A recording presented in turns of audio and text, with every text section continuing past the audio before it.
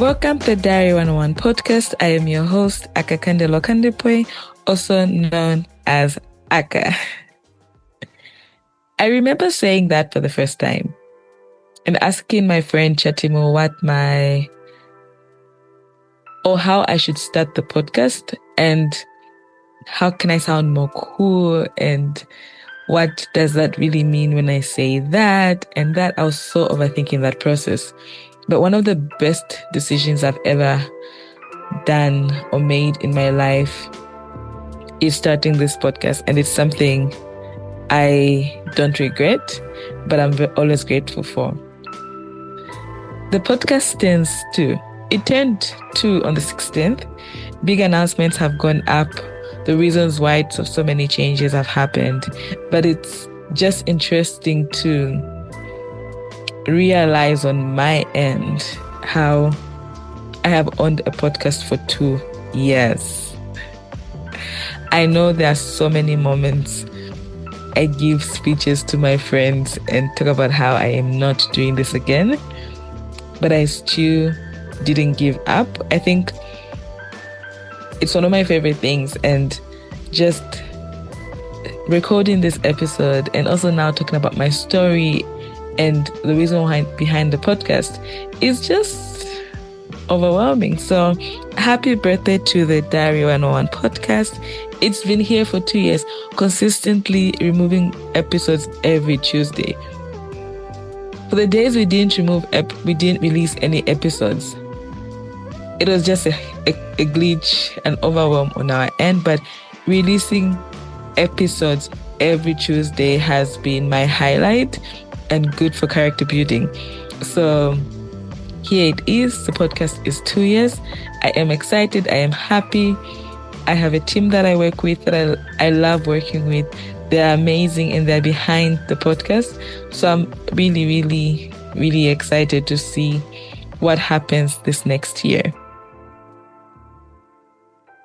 So today it's just about talking about the podcast and the few transitionings that are happening and just letting everybody know what some of those changes are and what they should look forward to, like I always said, and what I look forward to as the founder and host of this podcast. So let's dive into it. Proper English. Anyway, firstly, I want to talk about the backstory of the podcast and how it started. If you haven't listened to this 1,000 times, I talk about it all the time. I always wanted to have a podcast. I think 2020, 2021, I met a girl. She also wanted to have a podcast. The difference between she and I was she started her podcast and I didn't. And I think that it changed her world and it changed the amazing stuff that she does. So for me, it took about 2 to 3 years for me to commit and make the decision. I don't regret not starting it early because I think that I was not ready to own it. I think if I started it at that time when I had the idea, it wouldn't exist past a few episodes. And also, I think I didn't know what I wanted to talk about. So the period that I didn't start the podcast really just solidified what I wanted to talk about. So the backstory is I met a girl, she wanted to start the podcast. I didn't, she started hers. Fast forward 2 to 3 years later, I traveled to the US and I have the best time and I have the best experience with my friends and sisters. And I realized that I could be anything I wanted, scared or not. I was not such a public speaker, but it was required of us to speak in public and approach people and interact. Even though I wasn't really good at group conversations, I found myself drawn to everybody, but on personal and one-on-one conversations. So my stay in the US, I learned something called a SMART project, a SMART experiment. So all of us had to have a Leadership for Change project that could get funded or not. So for me, what happened was I had a leadership change project, which was a mentorship program that I wanted to do for students, an idea I had for my company called Transfer Management. But then it didn't get the funding. So what happened was I said, well, my Leadership for Change project hasn't got funding. What can I do for relatively nothing? Like no cost at all. What could I do now as a Leadership for Change project? Something I could implement that could change people's lives. And it started dawning on me, I've always wanted to start a podcast. I've always wanted to start a podcast. By then, I was running a podcast for a lady called Belia, a Conversations at Bloom podcast. And I was her admin assistant by then. And I said I already knew some of the works on how to run a podcast was. So what happened was I just said having conversation with my friends. I am such a validating person. I always have to seek validation from other people or seek people's attention, not validation. I think the right term is seek people's confirmation. That's the right term. I like confirmation so much. So I talked to my friends. My friend Chatty also had a podcast, but she stopped it. And I was like, you know how to have a podcast. I want to have a podcast. What do I need to do? Again, I have no technique, apart from my speaking skills, I do not even know how to create a logo or how to run a podcast behind the scene. Everybody I was talking to did their own editing, uploading. Yeah. And I want it, but I don't want it that bad. So everybody gave me advice. I solidated that advice. I reached out to people that I think I could work with on that podcast and told them why it would be beneficial for them to help me, what I'm trying to achieve. By then, my business sponsor was making a bit of money. So I already had an admin assistant, and I already also knew from my experience how to create podcast systems for it to run. So because I was already running Belia's podcast, which is Conversation That Blooms, I met somebody who was a podcast manager. We got introduced. And I was like, okay, could you do this for free? What would it take? He did it for, I think, a year. I think he did it for a year as well, or a couple of months. He did it for a couple of months for free, and it made so much sense. I also reached out to somebody else that could create a good enough logo and templates that we would use. And then, yeah, that's how the podcast started. It was so chaotic. I didn't have any equipment. I didn't have any equipment. I wasn't speaking properly. I was nervous half of the time. I didn't feel good enough. I didn't have anything to actually be able to start a podcast, but I started. And I think that's one of the most important lessons I have learned is just starting. And I had a great team of helpers that helped me start this podcast. I'm so grateful that I have cultivated relationships over the years that I can always go back and ask for help. And the podcast is such a community project because everybody helped, everybody gave feedback, everybody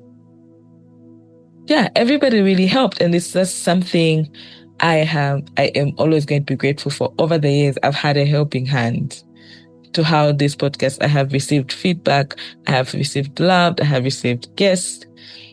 It's like anything for you, anything to grow the project, because we all know it's bigger than me. I'm just a vessel or somebody that's holding the waters, but it's all about the guests and the youths or the young people or the listeners listening to this. So that's the genesis of what the podcast is about and some of the people that were behind it and how I got inspired. One of my inspiration is the Diary of the CEO podcast. Yeah, it's one of my, you could even tell by the name that I was trying to mimic or copy his style, but I like his conversations. He's been doing his podcast for over 10 years now. So, hey, I'm 2 years in. I can't wait to see what my podcast looks like in 10 years. But he's such an inspiration to me. And most of the conversations I have listened on his podcast have changed my life. So, yeah, that's where it all came in. But the template, the vibe, the energy, the tone comes from the bit of optimistic by a little bit of optimism by Summer Cynic, the podcast. I love him. He's such a joy. He's such a joy. And even when I was asked what type of tones and everything we're doing, yeah, that was what I was looking at to. And those are the two episodes, not two podcasts that inspire me. So that's the history and the inspiration of the podcast. How has the podcast, so the second question is, how has the podcast purpose evolved over the past 2 years? I don't think it has evolved. The main purpose of the podcast is to inspire young people to invest in themselves to reach their full potential. I've had so many conversations with a lot of people, and I'm so drawn to people and asking questions and trying to find the genesis of something. I always want to know how something works. I always want to know the reasoning behind certain things and why certain people's lives have gone in certain directions and how do they base their decisions. Because as a young person, when you're on the outside, it looks so easy to make those decisions till you're in. And one thing I also struggled with listening to local podcasts was a lot of these people just talk about their successes so much. Like, I want to know the genesis. I want to know the struggles you went through to be where you are. Not sugar-coated, nothing. I just want to know exactly what you had to go through. Not really exactly, but an idea. Paint me a picture. So if I choose to be a business person or get into the corporate sector or go into freelance, I have an idea of what I might go through. And this is why it's so dear to my heart to share very raw conversations, because every conversation I have with each guest, it changes my perspective. Again, there are certain times where I regret bringing certain guests on my podcast and wish I could erase that episode. But it's such a learning curve to know what I want there. Yeah. So I don't think the purpose has changed. I think my genesis is, how do I inspire young people? How do we have raw conversations? How do we have honest conversations? How best can we learn from the people ahead of us? And maybe there are certain things we will not have to go through because we've learned from the people ahead of us. But again, experience is the best teacher. This podcast is an example of that. So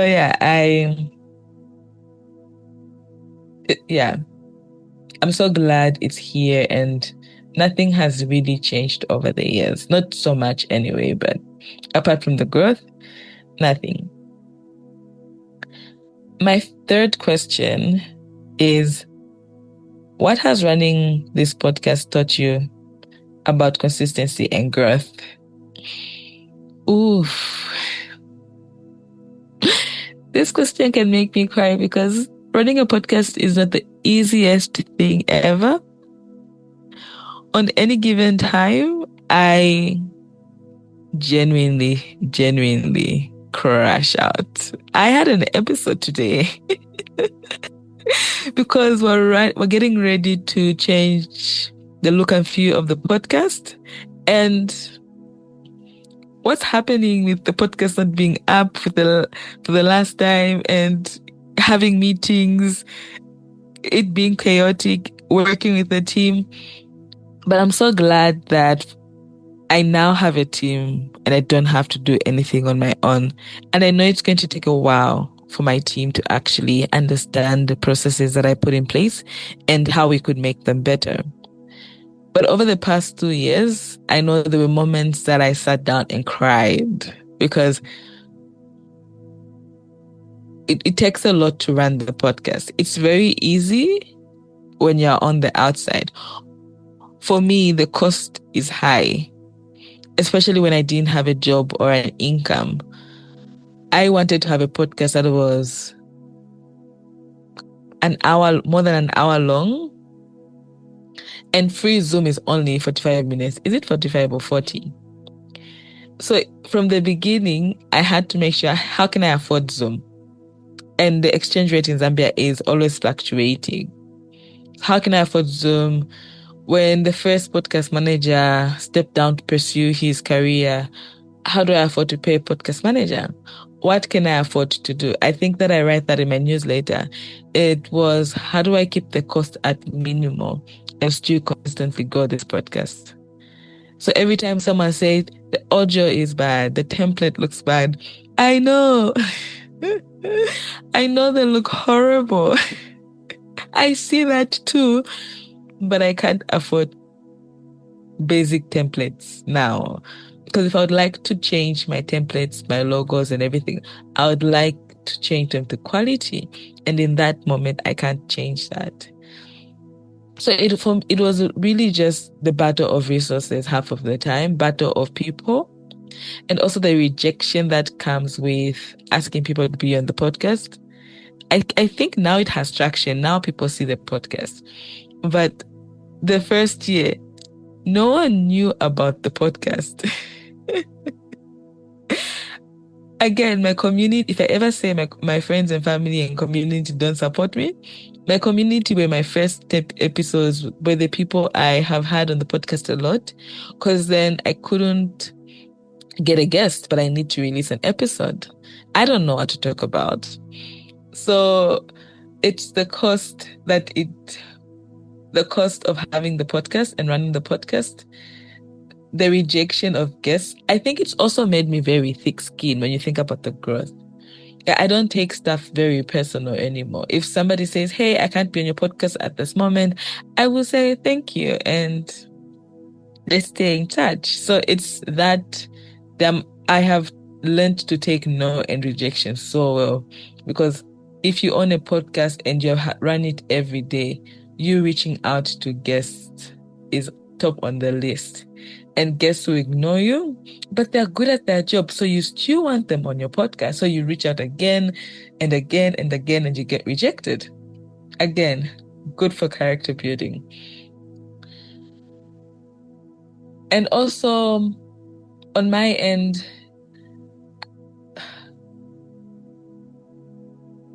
managing my expectations. As much as I couldn't afford it to do certain things, I have seen what other people are doing with their podcast. So just that envy of, I wish I could do that. One of the things I wanted for the 2-year anniversary was, maybe I want my podcast to be video. But I had to ask myself, can I consistently afford a video podcast? What are certain things that I need to put in place to have a video podcast running every year, every day, every week for the rest of the year? Mind you, I sponsor this podcast. I pay for everything. So if I add another cost that I can't consistently afford, it means it already distorts what the consistency and the format we have that might not be working. So yeah, it's managing your expectations, it's managing your envy, it's understanding everything has time and timing. So even this year when I was wondering, what would I like to do for the podcast? And I was like, okay, so what's my budget? I was like, my budget is get equipment, also change the look and feel and logo of the podcast. It would be great to have a photo shoot. I'm not a professional photo shoot type of girl, but I was like, well, that budget is pretty high up there. One has to go like, what's my need here, not just my wants. So the growth really just comes to understanding where you are as a person, what you're doing, what the main thing is, and how it's going to get there, and just being consistent.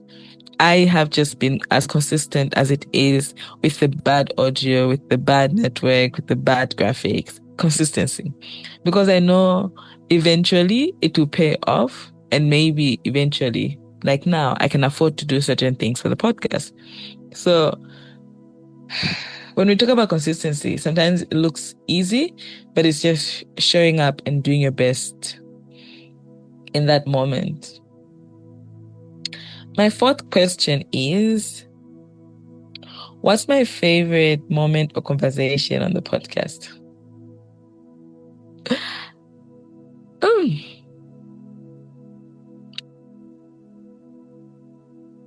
I'm trying to think what my favorite conversation has been, but I talked to Linda Kasonde last year, and she's the first female LAS president, Law Association of Zambia, LAS, and that was such a God-given episode. All I did was reach out and say, "Hi, my name is this person. I have this podcast. Your work inspires me, and I would like you to be a guest." And she said, "Let's catch up." So I know what the podcast is about. I was so nervous, but she's such a sweet lady. She's so kind and patient. So I get to catch up with her. Then we set a date for recording. Then we record. It was such a good recording. It made me look at life very differently. I've got to interact with her on different occasions, but that episode. That was such a big episode for me. Like, as an individual, if you look at your goals and people you'd like to have in your podcast and everything, I didn't think I'd ever get somebody in that caliber on my podcast. And so it's one of my favorite things I loved. And yeah, the other thing, and another episode that dawned on me happened in 2024 with one of my coaches, Tabo from South Africa. It was after the episode, actually. He told me, "Aka, you're such a powerhouse. I wish you could look at yourself the way people look at you. So look at yourself as someone else's point of view."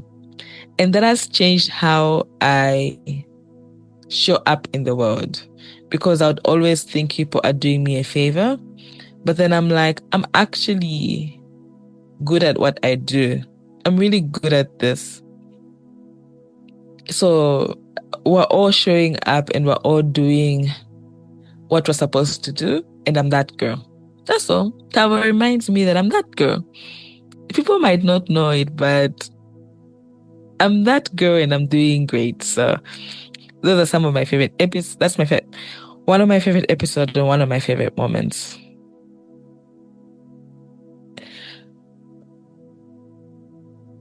So now, one of the most important things about this whole episode is talking about the rebrand and transition of the podcast. So that would be 5. I can't believe we're transitioning from the templates that we're using, which was bluish and had the Tonsil logo, to something new, something bold. And I know you can see the look and feel. You've seen the announcement yesterday. But it took a lot of grace to accept that. A little backstory. So before all this started, before the podcast started, earlier on in 2023, around May, I founded a company called Tonsil Management. It wasn't incorporated, but I started using the name. It was a gift from my mentor. The whole essence of that company or business was the same thing, always to help young people reach their full potential. But then we're using channels like virtual assistancy, mentorship, and trainings. So I was working with organizations that were offering those, and we were also trying to offer those services. When we had the podcast come in, we created the Tonsil logo, but because I couldn't juggle different projects at the same time, it was very easy for us to have the podcast fall under Tonsil. But for its purpose is to help have conversations that inspire young people to invest in themselves to reach their full potential. You see where everything marries, right? It was so easy to start the podcast under Tonsil because then it didn't feel like I was doing so much. Fast forward to 2025, a few big changes happened in my business life. And yeah, I stopped trading under Tonsil because it was politically affiliated. Story for another day.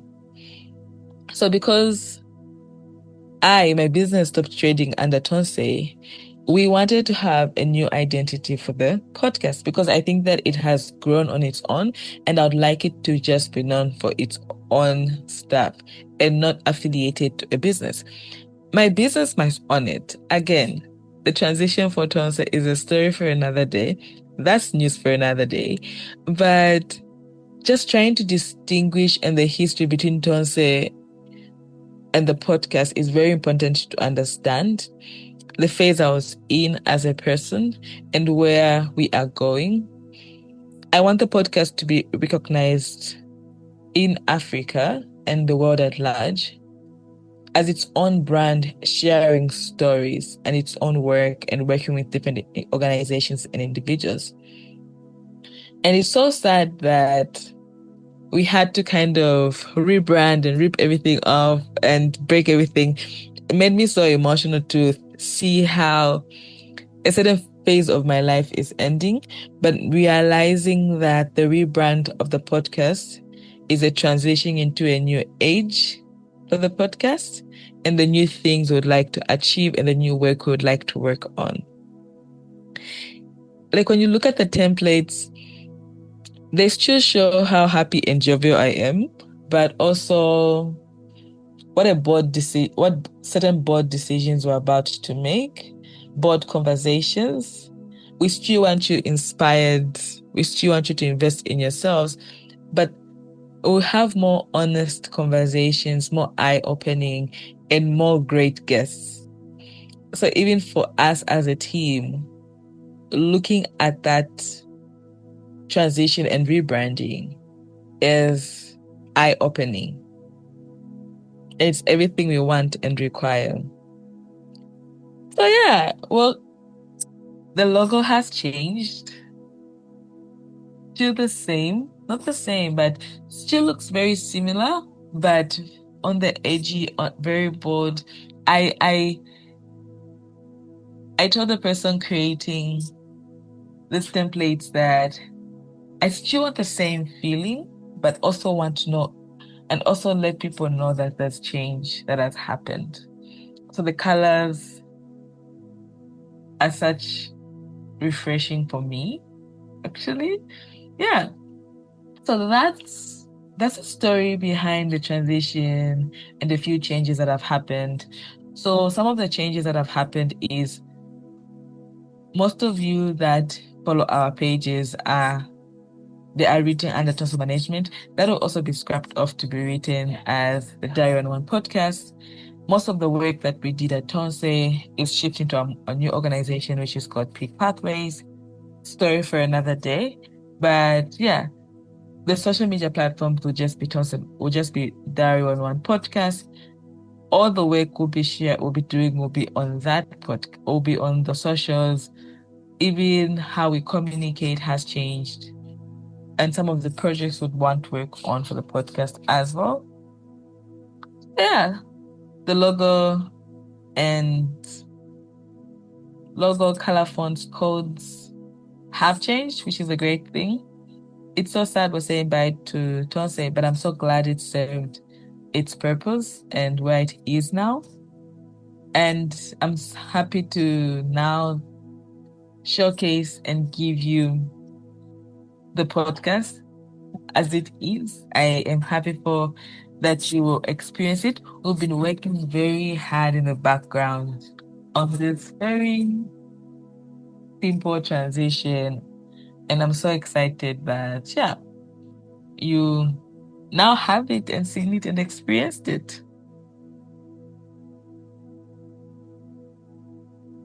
So yeah, that's the big news I announced. Say, hey guys, I have an announcement to make. That's the announcement. On the other side, I can't wait to share the work we'll be doing on the mother company, which is Peak. So that's a story for another day. My last question to myself is, what do I look forward to? In the next year, I look forward to having great conversations. Maybe host a few events, maybe, like it's a very big maybe, but just really have great conversations with different people. I look forward to having bigger guests reaching more countries, having more impact, and just experiencing everybody.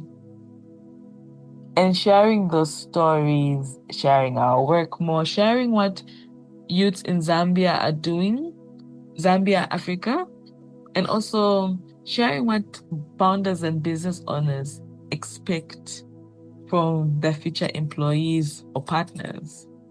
Like giving it a both of best worlds, because I am in the both of best worlds. I'm an employer and sometimes I'm an employee. I'm also a business partner. I'm also a stakeholder in certain businesses. So just having those conversations and reaching more people is what I look forward to. In the next 5 years, honestly, I know I will probably have this episode again next year. But I think in the next 5 years, I can't wait for the podcast to be video. I can't wait to be able to afford the podcast to be video, to have my favorite guests like Stephen Bartlett, Samuel Sinek, Robert Kiyosaki. Not how all my favorite guests are authors too.